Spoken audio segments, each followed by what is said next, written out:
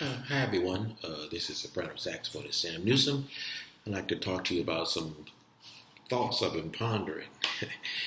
Often when I do master classes, I'm asked by aspiring musicians questions about practicing, which is understandable. They figured I've gotten enough together to be invited to give a master class, then I must know what I'm doing. At least I like to think so. Practicing, as I explained, means different things depending on where you're at in your level of development. In fact, I've identified the process of having three tiers. Tier one, practicing to acquire knowledge and skill sets that enable you to improvise. Tier two, practicing to play great improvisations. And tier three, practicing to get out of the way of great improvisations. Tier one is what I refer to as the building block stage. This is when you're working out your scales and harmony, your vocabulary building, as well as building a repertoire of tunes that will enable you to do a gig. Sometimes at this stage, students sometimes sound mechanical and are often without an original approach.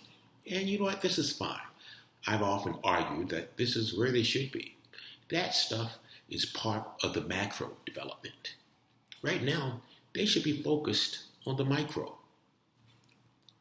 Tier 2.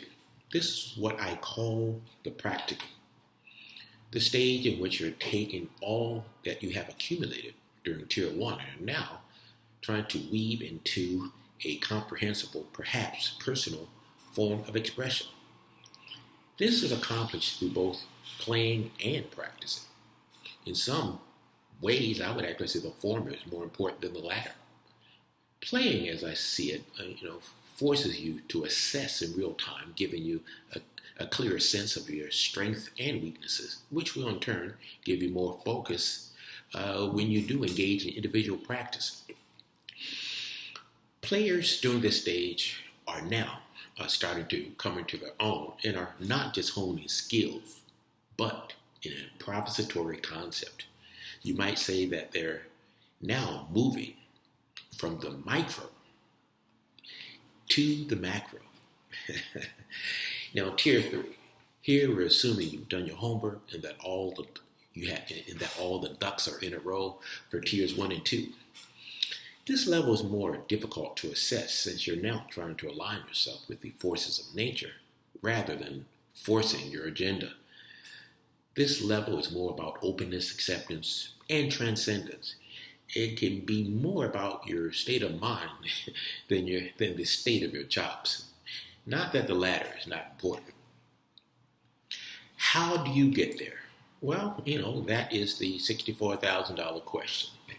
The irony is that you get there by not worrying about how to get there, but by being okay with getting there and being okay with not getting there. It's about being beyond getting there and just being. The truth of the matter is that the factors surrounding Tier 3, living a spiritual self life, and getting in touch with the essence of your being become blurred. Sometimes they're one and the same. My feeling is that when you do arrive, everyone will notice but you. All right. Well, thanks for listening, and I will speak to you the next time. All right. Bye.